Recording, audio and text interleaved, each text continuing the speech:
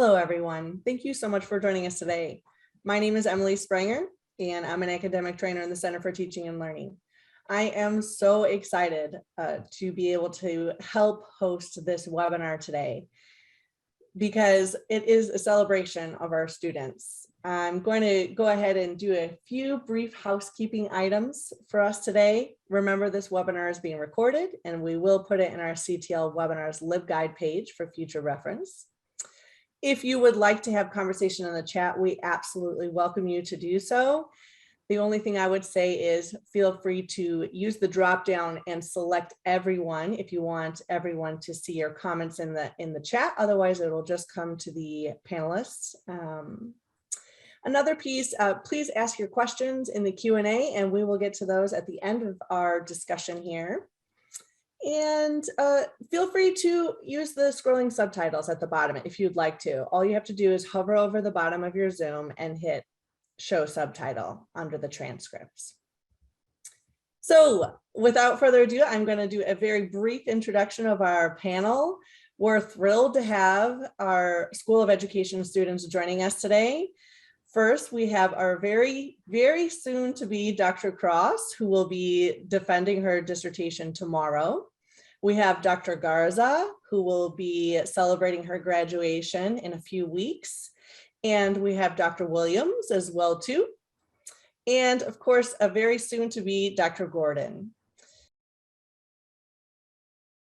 In addition to our fabulous student panel, we have some great School of Education faculty members joining us today. Dr. Bloomberg, Dr. Bedford, and our Associate Dean of Faculty, Dr. Parsons.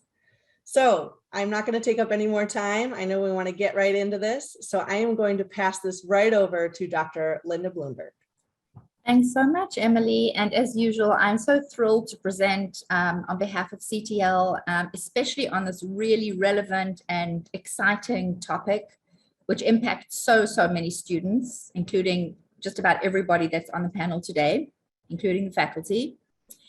And it really is, as you said, a celebration of first-generation students who bring so much to the table and really become role models and trailblazers for themselves, for their families, for their communities, and for their colleagues. So that said, as with all of the presentations that I do, I really hope that this one in particular is very interactive and really, really exciting for everybody who's participating and watching. Remember, the audience are also very welcome to participate. We're going to open up the questions at some point, but you can post questions in the chat as we go along. That's greatly welcomed. And as I say, there will be time at the end as well for richer discussion and questions.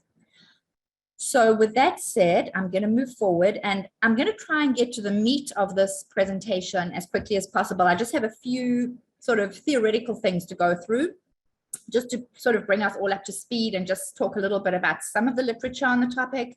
And then we're going to get into the rich discussion where everybody on the panel will have an opportunity to respond to questions, to share experiences, and what I call share stories. And we're going to talk a little bit more about stories in a moment. So an interesting bit of information, and this is very recent, it's from March 2022, is that nearly 1/3 of college students have parents, sorry, let me just move this, with no college experience, meaning that they are first-generation students, which is a very high percentage of students and really makes this topic really relevant in today's society and in the world at large. A formal definition of a first-generation college student is a student whose parent or parents did not complete a college or university degree.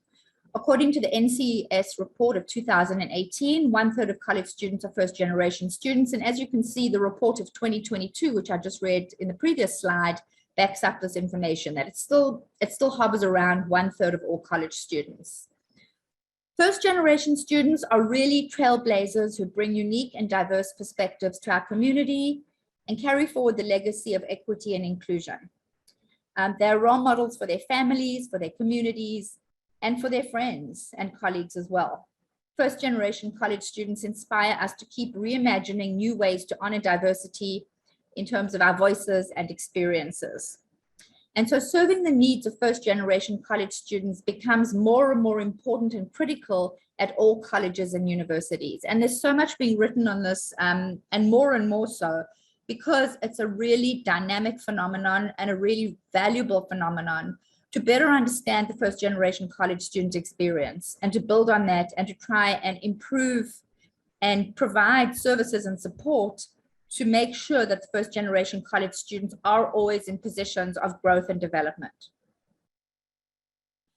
So what really prompted me to develop this webinar was the thought of, well, what do our first generation college students themselves have to say about their own experiences? They're the best ones to talk about this. They're the ones that have gone through the hardships, the joys, the struggles. And so what better way to hear firsthand from college students about what this has meant to them and what they understand as their lived experience, so to say. So now I just want to touch for a moment on this idea of stories, because everybody has a story to tell. And storytelling is an invitation for students or anybody actually to reflect, observe, understand, feel, and express one's own voice. Because through stories, we learn about each other's past, current, and future.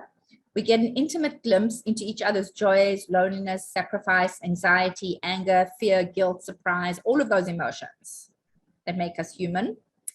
And storytelling is a universal method for making sense of the world. Even very early tribal communities developed through telling stories to each other. They told their stories to their communities. They told the stories through generations. And that is how societies and communities develop, through these stories. This is really how we make sense of our experiences.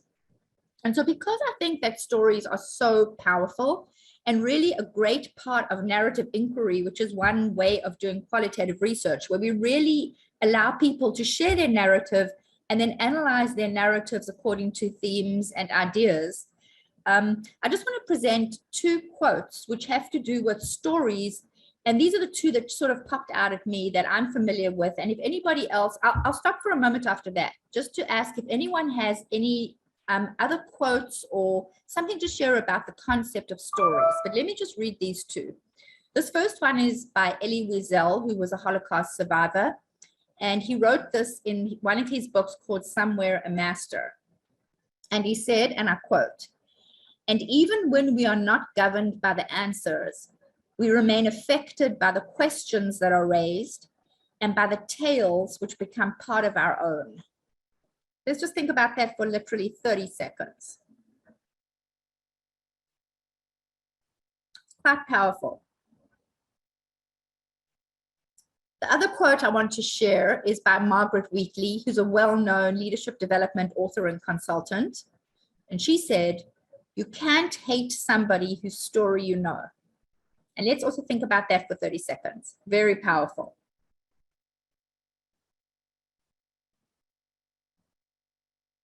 So stories are powerful, and stories bring meaning and develop shared understanding.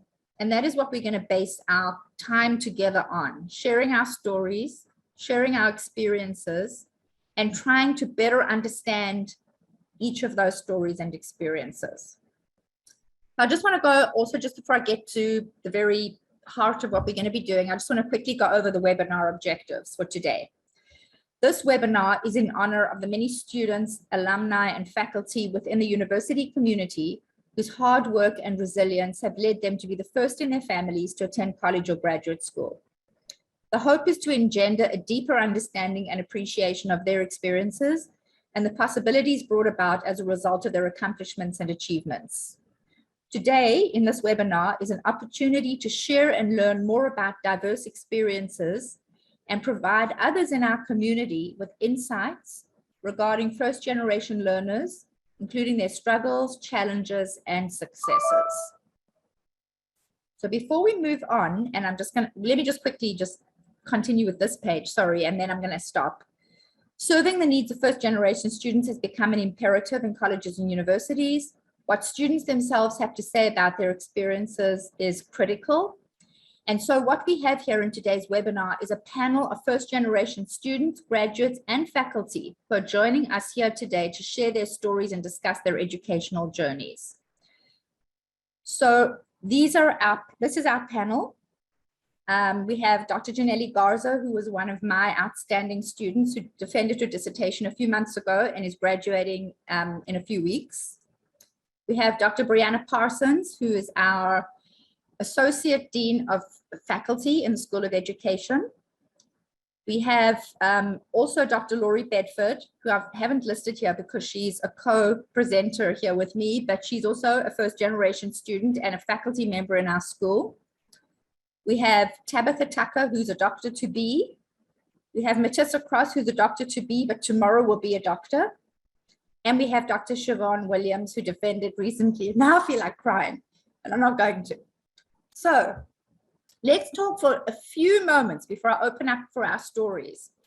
What does the concept of stories mean to you? And if anyone in the audience, please have an idea, post it in the chat and Emily will read these off. What does stories mean? What is the significance of stories? We'll wait just a second, and while people feel free to pop in the chat, what is the significance of stories? I just thought. Sorry, I can't hear you, Emily. Can you talk a little louder? Oh my goodness, yes. Can you hear me now? Yep.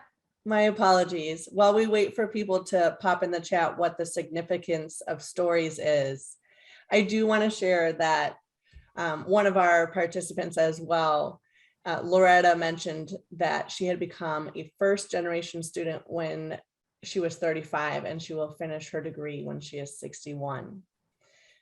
Maria shares the significance of stories, opportunity to learn. And add meaning to ideas. Stories help find inspiration and encouragement when you can't find it in your support system. It was great, Justine. So keep on thinking about that. Keep on thinking about what the meaning of stories is to you in your personal and professional life, and how you can use stories to share experiences, not just now, but going forward. So let's move on now, because now comes our deep exploration. This is really where the main part of this webinar is going to be focused. And what I've done is I've developed a set of questions, which I'm going to share over here. And I will present some of the questions, and Dr. Bedford will present some too. And I'd like to open this up for discussion where all of our panelists from now on until the end of the webinar, have a chance to share and to give your ideas on some of these prompts. The first one is, what does it mean to be a first-generation student from your perspective, from a student perspective? And anybody can jump in. Do you think we should use the hand function, Emily?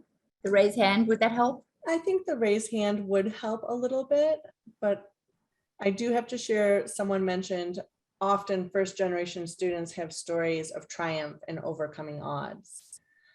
So at this point, Dr. Bloomberg, you would like one of our student panelists to answer the question of what does it mean to be a first-generation student? Okay, wonderful. I'm going to scroll through to see who is ready. Whoever would like to go first can go. What does it mean from your perspective? Oh, we have Dr. Parsons. Feel free to unmute. I will jump in. For me, it was the kind of the breaking of the mold. I was going to be the first person to achieve something above and beyond what my parents or grandparents had achieved. I was fortunate in that I had their full support to do it, but nobody had the opportunity to do so. And that was, for me, that was kind of my why I did it. But for me, it was that I was the first one in the family that had the opportunity to pursue that education. Thank you, Dr. Parsons. Thanks, Dr. Parsons. Any other of our student panelists? Oh, Dr. Williams. Go ahead and unmute. No, I can't unmute. Yeah, similarly to Dr. Parsons, I was also in the position where I could do something different my family was a military family, and then a lot of them became police officers, and I just did not want to go down that path. And so I did not have support from my family because they did not see the benefit of the costs, of the significant cost of tuition. And also I was a single mother. And so going to my undergraduate experience as a single parent, that it just didn't make sense to my family to do it. So I had to figure out things on my own. I made some mistakes, and it took me a little longer to get out undergraduate. But I did have a lot of support from people at my university. And as Dr. Williams is pointing out, sharing her reflection on that, someone in the chat also mentioned often first generation students must navigate their own path. So kind of a reflection of that. Okay, Dr. Garza. Hi, thank you. Being a first generation student graduate for me meant breaking through my culture and what my culture expected from me, because, for example, my dad only went up to 6th grade in Mexico, and my mom finished up to 11th grade in high school. So the cultural expectation for me and my older sister was just finish high school, get a bachelor's, that's it. But I was very excited in setting the expectation for those around me, my cousins, my family, and making my parents proud that I could go beyond a bachelor's degree. So I went on to my master's and then to my doctorate. And once I graduated, and my sister was on my dissertation defense, and she says, now you have set the expectation high for my daughter, my 3-year-old niece. So I get very emotional because it wasn't in my heart to, for example, set a huge expectation, but now I have somebody that will look at me like a role model. So it's very fond to my heart. Thanks, Janelle. Absolutely. There are a few comments in the chat. Would it be okay if I read them? Okay. Yeah, please read them. Great. Candace shares, hi everyone. In my opinion, becoming a first generational postdoctoral student meant historically breaking the cycle of negative ideologies of what success entails looks like from an African-American experience. A couple more comments here. To encourage your children and grandchildren and beyond that, it can be done. Become their role model. And then the last comment here, trend setting, believe in your abilities to succeed if provided the opportunity. Such great thoughts. I'm so appreciative that everybody is sharing. Let's move to the next one. What led you to pursue graduate studies? I mean, some of it has already been touched on in the first prompt, but what was it that made you decide I'm going to do this? I would like to share, if that's okay. Yes, of course. So I'm Tabitha, and yes, not only am I a first-time college graduate in my family, but the first graduate student to pursue a doctoral degree.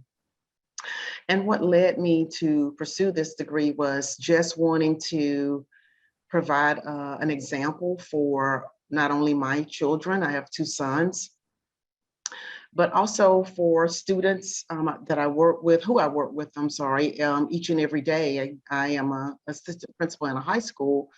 So, we want them to see that they can also achieve their goals and dreams and aspirations. So we want to lead by example. So just to set that, be an example for young adults, because I think oftentimes they don't see an example.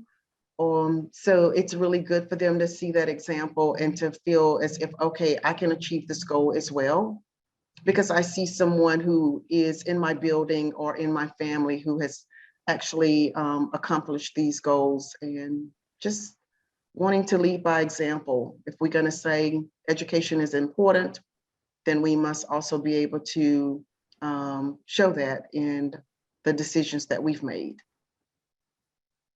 Yeah, thanks so much for that, Tabitha. And I think what you're speaking about is like showing the possibility, that the possibility is real. Mhm. I'm just going to give one example here. Dr. Parsons, who's our Associate Dean of Faculty in the School of Education, anything's possible. So somebody like Dr. Parsons didn't just pursue these dreams, she actually pursued it to the ultimate degree, that she's actually an Associate Dean. So the possibilities are endless. Mhm. And I think showing that and being the role models for our communities and our families. And as you say, Dr. Tabitha, you're an assistant principal. So for students to see this, it's like, wow, I could maybe do that too. That could maybe be me too, which is really great. Other thoughts on what led you, what specifics, what thoughts went through your mind when you said, I'm going to do this. This is what I want to do. Dr. Bloomberg, would it be okay if Dr. Parsons says a little something? She raised her hand. Yeah, please. I'm so sorry. I can only see No, it's okay. limited. That's Please, okay. Dr. Parsons. No, it's perfectly okay. I actually wanted to piggyback on what Dr. Gordon had said, because it wasn't me, but I had one of my students who was an assistant principal, and she asked if she could have her high school students attend her dissertation defense. And I figured a couple of students would attend. She had like 60 of them, because they wanted to see her succeed. They wanted to see the person that was their kind of thought leader become a doctor. And it inspired all of them.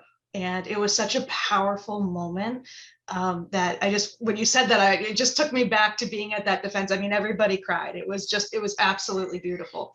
Mhm. And for me, I think probably what my favorite thing about being the first generation student is that I was in my second year of university, and I convinced my mother to take courses with me. And she ended up graduating the same day I did with a bachelor's degree.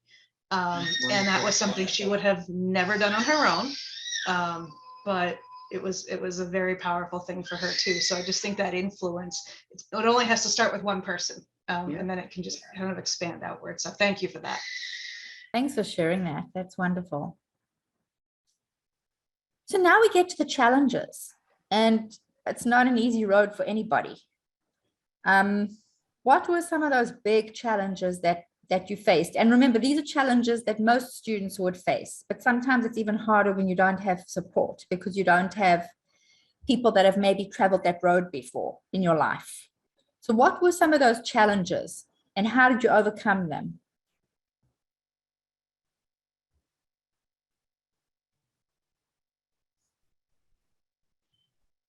Dr. Gordon. Hi. I know for me, the biggest challenges for me in the very beginning of my doctoral program was the writing.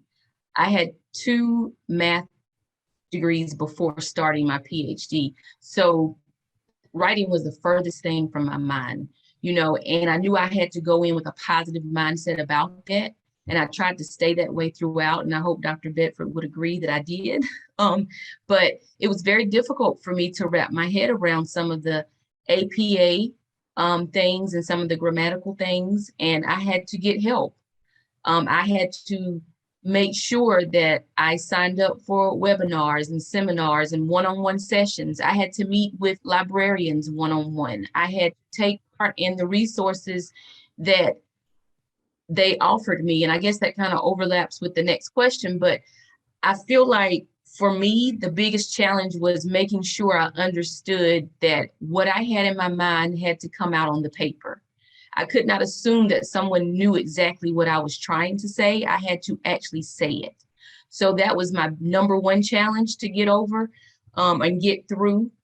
And then another challenge for me was to, do away with the guilt I felt when I knew I was not available to my husband and my children. I have 2 little girls, so I had to make sure that I was scheduling time for them and to be present when I was with them, not just physically be there, but to be there in every single form. They need me, and they needed me then. So, the process, can be very emotional, and when you're all in, which that's the type of person I am, I give my all with things. I don't like to shortcut anything or anyone. So, you know, one of the challenges was making sure that I scheduled time for them, and I scheduled time for myself, and I scheduled time for my PhD work. And that really made a difference in my life. And I made sure that, you know, even though I may have wanted to stay up all night and work, I knew that wasn't the best for me. I may have wanted to, you know, do things when my children would like for me to, you know, play with them or take them outside. I had to make sure I had to prioritize, you know, and that was challenging at first.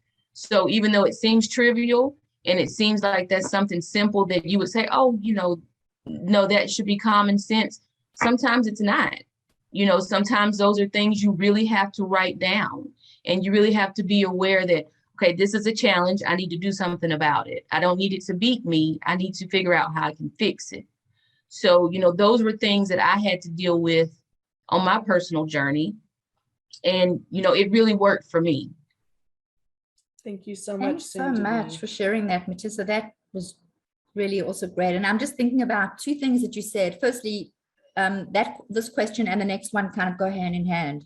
What support systems? And we'll get a little bit more to the support systems. But I think something that came through very clearly in what you've just said is that self-advocacy, that you had to advocate for yourself, seek out the support for yourself, but also accept the support that was offered. And I think that NCU does a fantastic job of offering our students those support systems, be it the ASC, the library, CTL, the Commons, your advisors, your team, your committee. But when it comes down to it, it's really about self-advocacy and making sure that you are preparing yourself and your family and your life for this huge project. So thanks so much for sharing that. What other challenges come to mind? I mean, this is not an easy road. This was not a simple journey for anyone. Dr. Garza, would you like to share? Yes, I'm just going to share really quick. Some of the challenges I faced during my time in graduate school. And I wanted to say that I'm naturally a very nervous person. So the first thing is overcoming my fears. Even when I went through the first day of my master's, I still remember it, sitting on a table by myself, thinking to myself, what am I doing here? Feeling alone. And that's the same feeling I felt the first day I started my doctoral program. I was so afraid that I'm on this alone. I have no support. How am I going to do this? But with time, I overcame my fears, and with the support, which we will be discussing next. And another challenge that I did face, so before I move on, don't let your fears get over you, because you will get through it. For me, it was my challenge was my fear. And then also working full time during COVID, because I was a dyslexia teacher at the time, and we had to transition from in-person to fully virtual instruction. So I was teaching all day, and then all I had were my afternoons and weekends to work on my homework and stuff. So it was a lot of computer time. So those became most of my biggest challenges through the program. Thank you. Thank you so much, Dr. Garza. Soon to be Dr. Gordon, would you like to share? Just have to unmute. Okay, I'm sorry. No worries.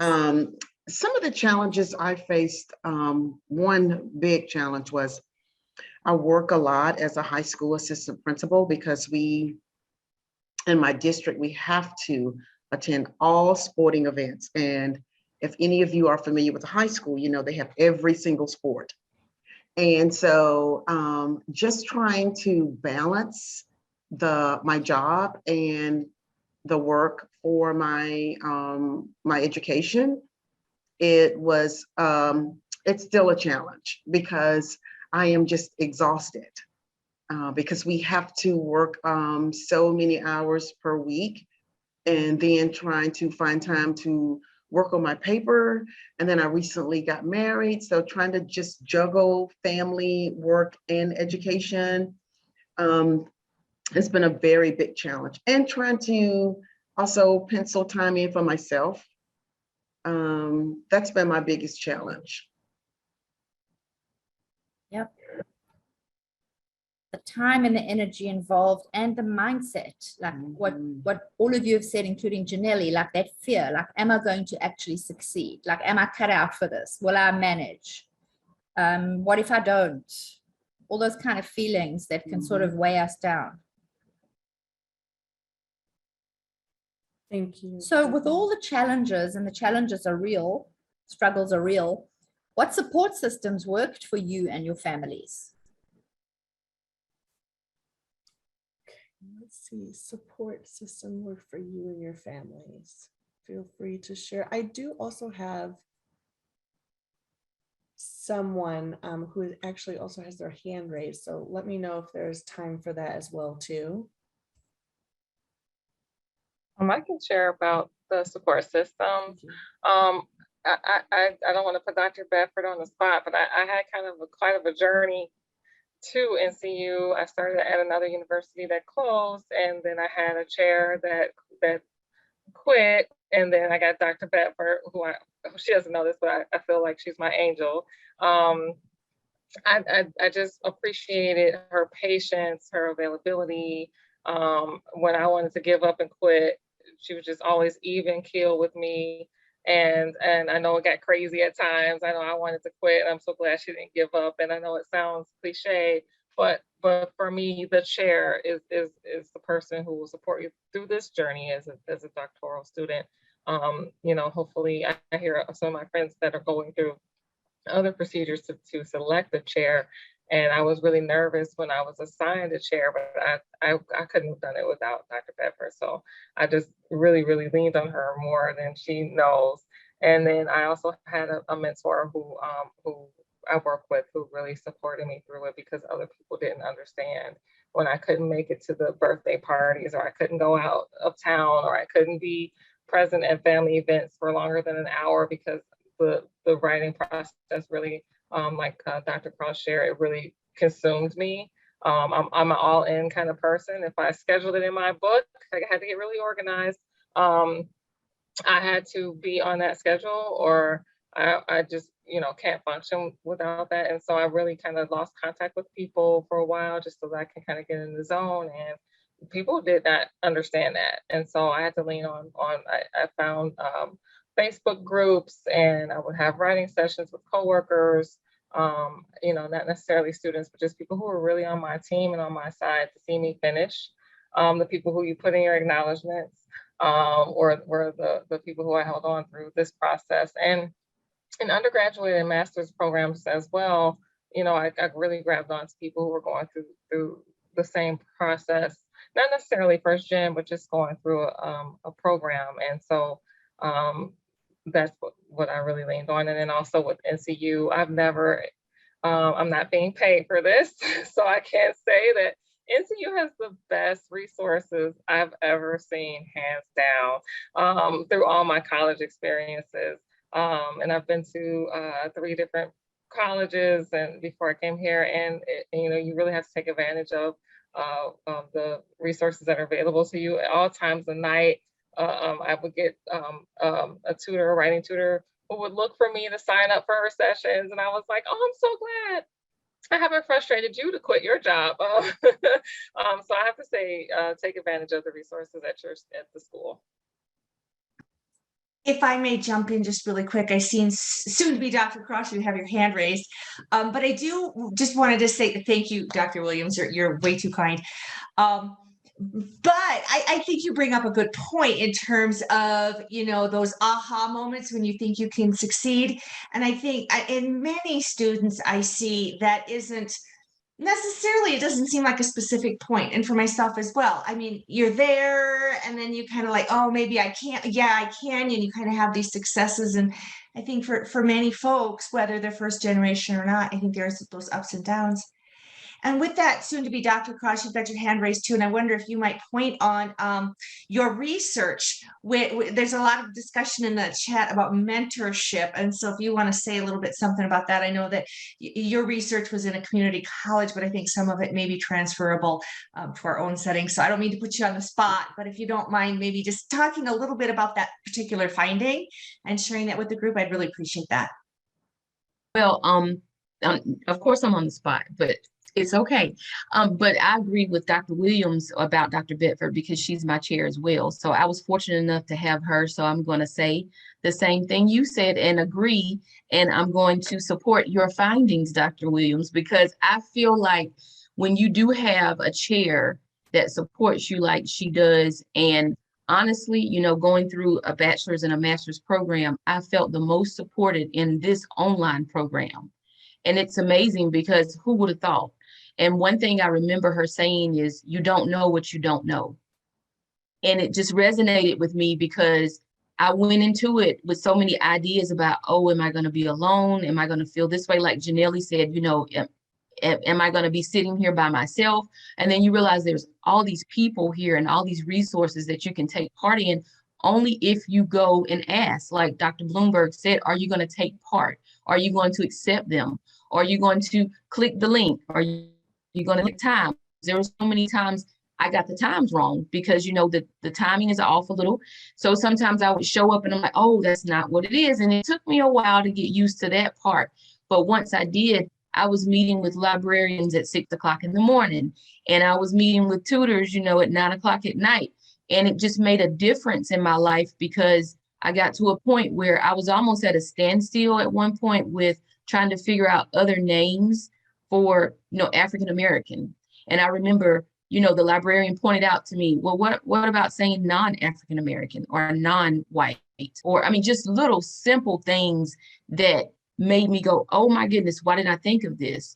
You know, so the support it's just amazing. And the fact that Dr. Bedford would always respond to emails and would always say, if you got a second, we can just go to Zoom right now. You know, that means the world when you're sitting a couple of hours away, not knowing what's going on, you know, feeling like, okay, I just got this one question, but it's not going to make sense via email.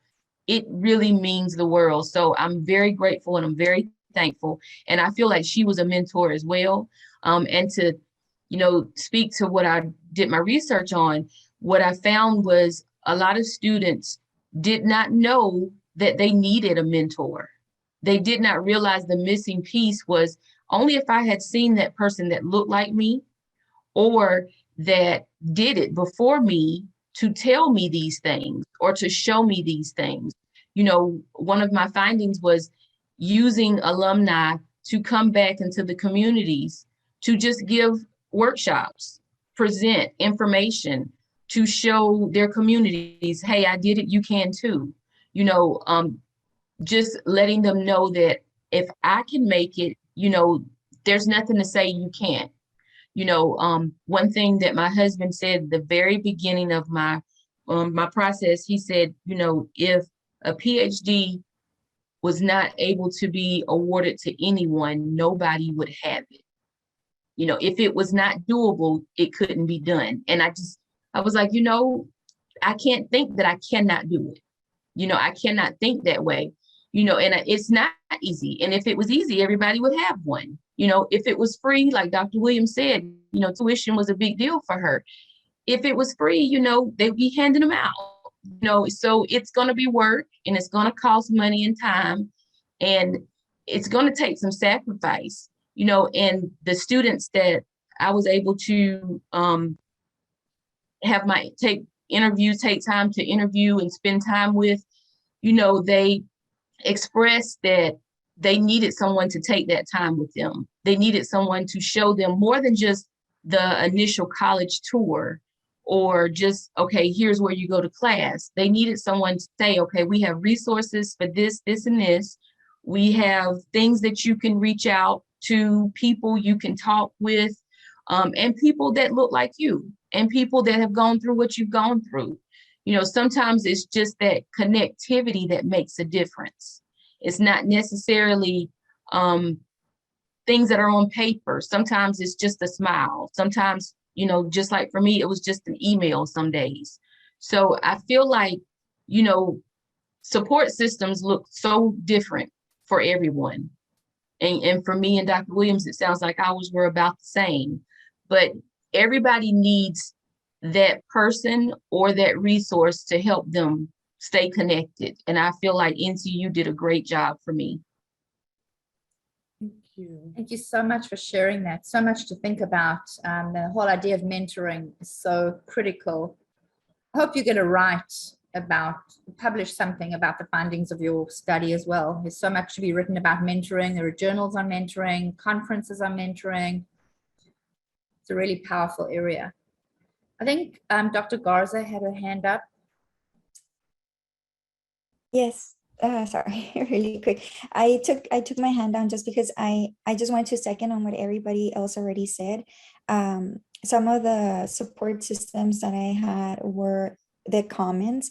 I would go to the comments and I would seek for people that were going through my same experience, and I made awesome connections through the comments with people from around the country. And then even Dr. Bloomberg helped me find another friend from Puerto Rico that we were with similar studies and similar stages, and we became good friends after that. And sometimes we just needed to vent and talk about it, and we would be on the phone and just vent and talk about what is stressing us. And then a support system that worked for my family and of course for myself was, there's also, I don't know if they're still available, but scholarships. I would apply for the scholarships, and I actually did get one that paid for one of my courses, which was very helpful for my loan. And then also, for example, when I submitted a chapter, my parents, my family would rejoice with me when it got accepted.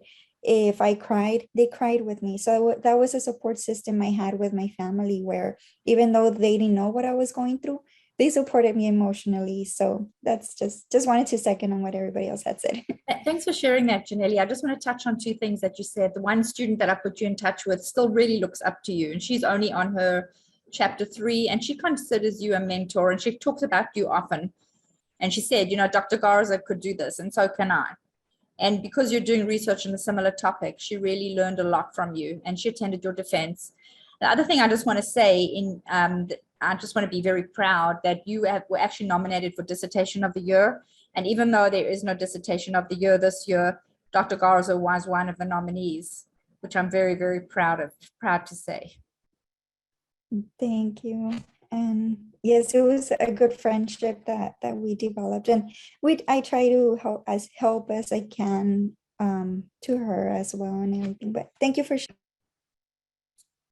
So I'm going to hand it over now to Dr. Bedford to moderate the rest of these questions, starting with the aha moment and going to the end. I'm just so grateful. I just want to say so grateful to everybody and so appreciative of the sharing that we're doing here, because I'm learning so much, even though I knew a little bit about this topic and a little bit from my own experience. I just am learning so much more about this from this discussion. So thank you very, very much.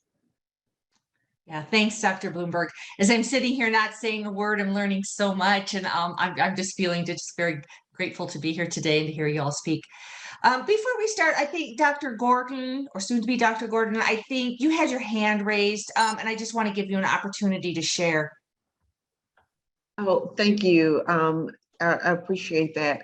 I would like to say that I would agree with Dr. Cross and Dr. Williams. There are so many resources available.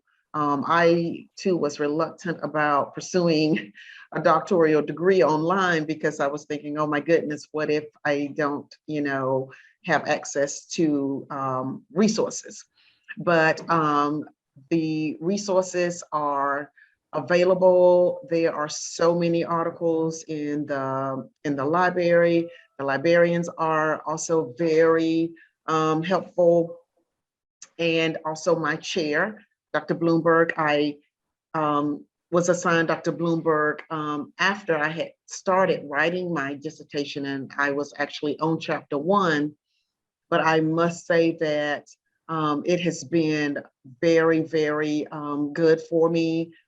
It's been a challenge, but it's been one of those good challenges. We have challenges in life, and some are difficult and hard to overcome, and but we just have to just be persistent, and that's it. It takes that, because as others have mentioned, this is not an easy task, but it is doable. It is definitely something that I'm proud of, that I'm actually on chapter 5. I'm excited about that.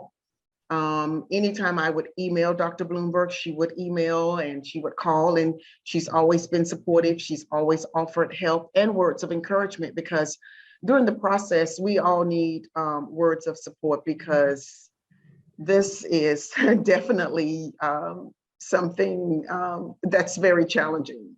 And I'm excited about it to be almost finished, but I would say you would definitely have to have the right mindset to tackle this program.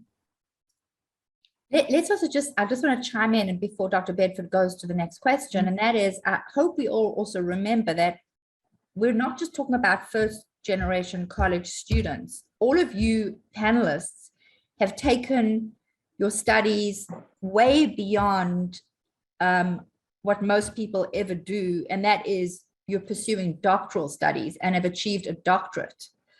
So it's not just going to college and perhaps being the first in your family, but it's going to college and going to the ultimate degree, which is so incredible.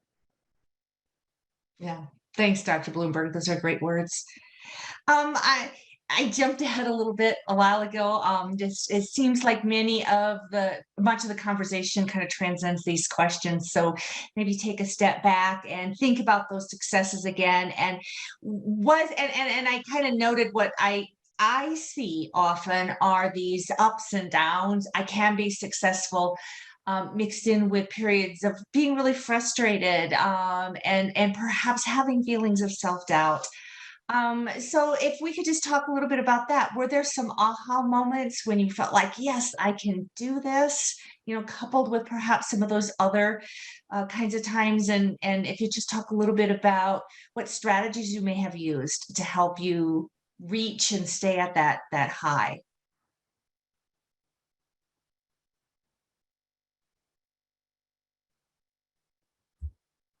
Well, I'll Dr. speak Garza. first if that's okay. Go Mhm. ahead. Yeah, Oh, did please. someone else say something? I'm sorry. It's okay. It's not a worry at all. Okay. For me, like I mentioned earlier, I had trouble with the writing. So, when I initially started my first chapter, I was super nervous. I didn't know where a comma was supposed to go, if I was right, if I was wrong. It looked good to me, that kind of thing. And once I wrote it and rewrote, and Dr. Bedford was so kind about everything. And I never got frustrated with the rewrite. It was frustration with myself, because you think, okay, I'm an adult, I should be able to get this, what's going on? And you question yourself, and I would always tell her, thank you so much. The feedback was wonderful. And I loved everything she told me. And it was never anything personal. It was for me. It was something inside that I felt like it was beating me, and I was getting frustrated with myself, not the process. So I had to realize when I got through chapter 1, and I think the words were, this meets, or it's approved. I forgot what you say when it's in the doctoral record. That was the day I was like, oh my goodness, I can do this. Because I realized when you said, okay, let's move on to chapter 2. I was like, I'm actually progressing. I'm actually seeing movement now. When you don't see movement, you feel like you're just sitting. And even though you're not, and even though she kept saying, you're not just sitting, you are working, you are progressing. Every change is a move forward, and even though it may be baby steps, you're still moving. But to you, you're thinking, okay, for some reason, I'm not getting this the way it's supposed to be. Maybe it's not meant for me to get it. You keep that little bit in the back of your head to try to weigh you down, and you got to get rid of it. You have to get rid of it. So when the first chapter was approved for me, I knew I could make it to the end. Even though I knew that was going to be a long way away, I still knew it was a possibility. Because, let's be honest, all of us, have bachelor's degrees, we have master's degrees, we've been through school, we know what it takes, but that's more of coursework, and I had been through all the courses, and, they went really well, and I felt like I was getting all my assignments in on time, and I was making really good grades. But the dissertation process is totally different from anything you've ever done before. So it's not, okay, let's turn this in and get a grade and move to something else. That's not how it works. So when you don't know what you're getting into, and then you constantly get feedback on something that you don't have a clue about, you really feel like you're lost. So if you don't have the right person leading you, you will get distracted and you'll get frustrated. So the aha moment carried me to the end. It's carrying me until tomorrow, because I feel like that first meet just put me on another level. I actually felt like I was a doctoral student at that point, even though I was already one. I just felt like, okay, I'm actually doing this. So that was my aha moment. I don't know if that makes sense, but that's how I felt when I got the first approval. It does. Thank you, Dr. Cross. I appreciate that. And I got a note from Emily. We have about 10 minutes left. And so what I'd like to do with those minutes, I see Dr. Garza, Dr. Parsons, you have something you want to share on this topic. So let's do that. I think the second and the third to the last bullets we kind of covered. I really want to get to the metaphors. So if we could share and then think about the metaphors and then a little bit for closing.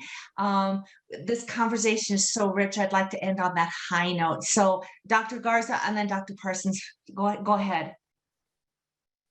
Yes, sorry. I was just going to mention that my aha moment that allowed me to realize to feel successful was when I submitted chapter 1 and I received feedback from Dr. Bloomberg and the committee, the dissertation committee. That's when I felt that sense of I'm being successful, because the feedback they gave me allowed me to better prepare. So don't be afraid of the feedback that they give you. It's only allowing us to become better scholars through the dissertation process.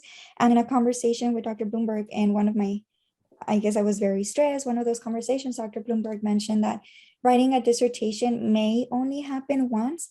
And for me to just soak it in and enjoy the process. Since that conversation, my mindset's changed and I enjoyed the whole process. Was it easy? It wasn't, but I knew the outcome was. So I just wanted to mention that. Thank you, Dr. Bloomberg. And that's when I realized I was becoming successful. Yeah, thank you, Dr. Garza. Yeah, I find that really helpful for me as a mentor to know that first meets really is kind of a moment in time. So thank you. I said this in a webinar. It's like if you watch the Great British Baking Show, it's like a Paul Hollywood handshake. So maybe we need to celebrate that perhaps more than we do. So thank you for that. Dr. Parsons. I won't take up too much time, but I went to a very kind of different university where we didn't have the meets chapter 1, meets chapter 2, but instead I did all 3 chapters, and we handed it to my second reader, and they threw it in the trash back in the days when you actually printed things out.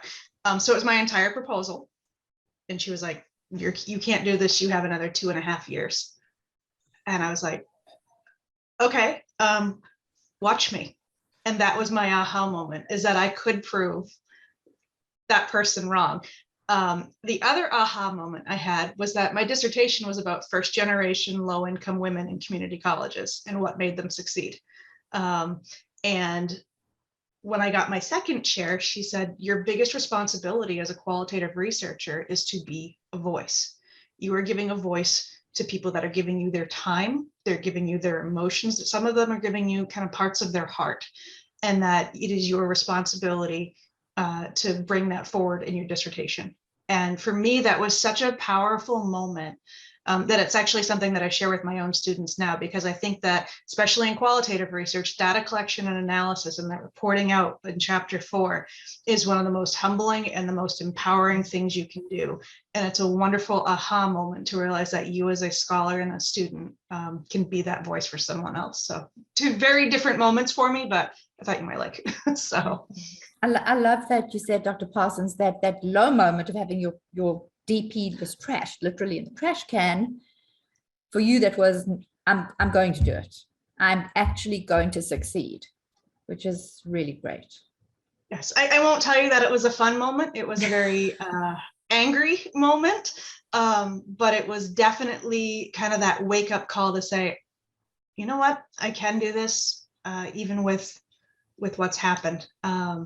And I think all dissertation students have that moment, whether it's they get the does not pass on chapter 1 or something, hopefully not as extreme as what happened on my end, but I think it's that moment where you really have to kind of reach in and be like, you know what, I can do it. So thanks, Dr. Bloomberg. Thanks, Dr. As Parsons.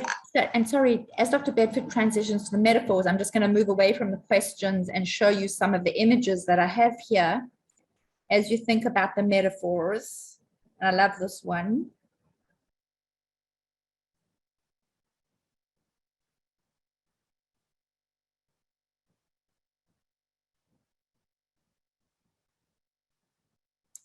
So go ahead, Dr. Bedford, with the metaphors. Thank you. Yeah, thank you for those images. Kind of really put some things in my mind and making me think about some metaphors, but I certainly want to hear from the group. I'm going to do just a round robin here. In the order that I see you all on my screen, if that's okay. And soon to be Dr. Cross, you're on my screen first. So do you have a metaphor that you'd like to share for anything that we talked about today? Pioneer comes to mind when Ah, I think about first generation. nice, nice. Thank you. Dr. Garza? Hi. Yes, in my case, since first generation, and I think of myself as an explorer, I have here learning is a quest, and I am the explorer, exploring the unknown, but it was fun. Very nice. Like that a lot. I hope we're getting these written down because I think these would be great to share perhaps in the Commons or some other way among our community. Emily, Dr. can you Wu- take notes? If possible, just write down. Would you do that? Thank you. Yeah, thank you. Or we could look at the transcript too. So thank you very much. Appreciate that. Great idea, Dr. Bloomberg. Dr. Parsons. I go back to the idea of through humbleness, we have great responsibility and power. And I think that's really where we find it within ourselves, and we empower others to do the same. Thank you. Nice. Dr. Williams. I was going to say pioneer, and so now I have to go to the next on my list, which I would say a barrier breaker.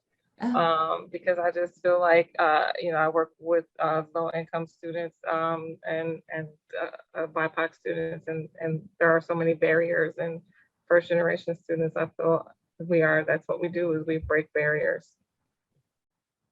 Yeah, nice. Yeah.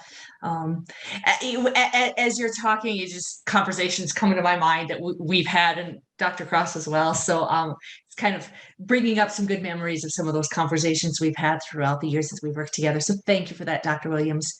Soon to be Dr. Gordon. You're on mute.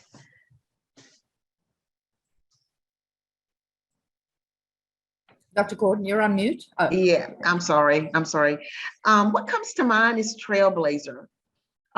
Just kind of being that first person to maybe set the tone, a tone. I don't know if I want to, think about it as setting the tone or setting the mood for, or maybe even, I'm kind of torn with one word here. Definitely trailblazer, but definitely someone who is kind of setting the tone for my own children as well as students.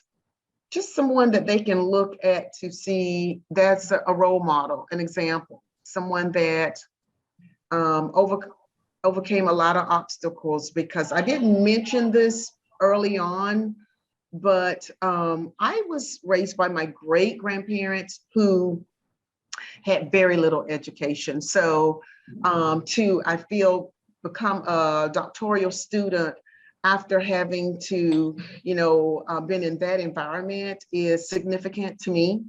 So I want to, think of myself as a trailblazer. Nice. Thank you, Dr. Gordon. And before I turn it over to Dr. Bloomberg for just a last word, I just wanted to thank you all for being on the panel and just say how deeply fortunate I feel to be among this group of colleagues. While you all have been former students, We are all colleagues now, and I hope that our paths continue to cross, and we can do some great work moving forward. So thank you so much for allowing me to be part of this.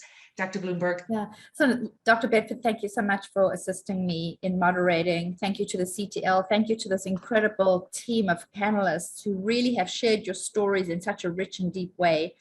I just want to end with my little metaphor, which is kind of a metaphor, maybe not, but it's part of a motto that I developed many years ago with one of my businesses, which is called Iliad, Institute for Learning Innovations and Adult Development.